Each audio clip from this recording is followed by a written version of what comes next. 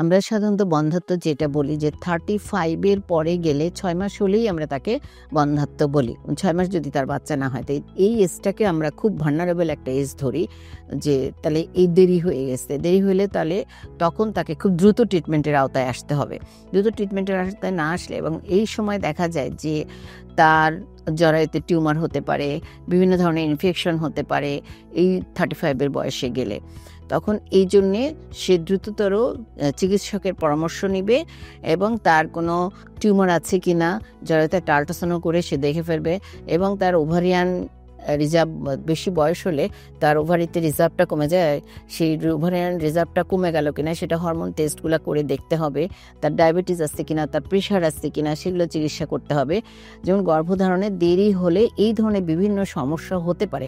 এই বেশি বয়সে বাচ্চা নিলে বা বাচ্চা নিতে চাইলে বাচ্চা হবে না, কারণ কতগুলো কারণ যেটা বললাম, যে তার টিউমার হয়ে যেতে পারে এবং তার যে চকলেট সিস্ট হতে পারে, তারপরে তার ওভারিয়ান ডিমের কোয়ালিটি এবং কোয়ান্টিটি কমে যেতে পারে।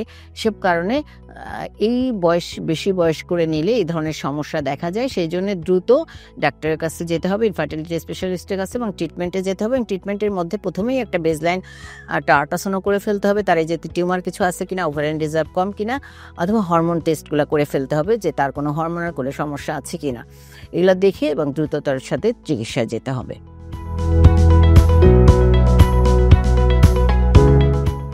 18 এর আগে বিয়ে দিয়ে দেয়, বাচ্চা নিয়ে নেয়, আসলে এটা অ্যাকুরেট বয়স না। এটি বয়স হচ্ছে আমাদের 20 to 25।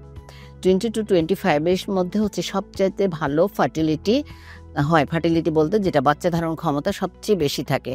তারপরে 25 থেকে 30 পর্যন্ত দেখা যায় যে আরও থাকে, কিন্তু 30 পরে যখন চলে যায় তখন দেখা যায় যে 30 পরে ফার্টিলিটি একেবারে কমতে থাকে। 30 পরে 50 পর্যন্ত কমতে থাকে।